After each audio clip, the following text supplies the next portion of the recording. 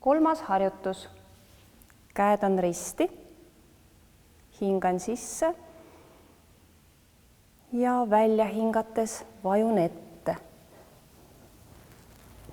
Kui ma rohkem ei paindu, siis võingi jääda siia poole peale ja hoian asendit. Kui paindud hästi, siis venita ennast kuni väikese varbani ja võta väikesest varbast kinni. Pea jääb käte vahele.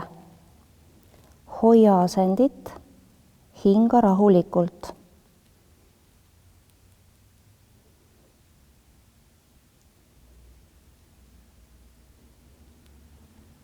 Üles tulles hingad sisse ja välja lõdvesta.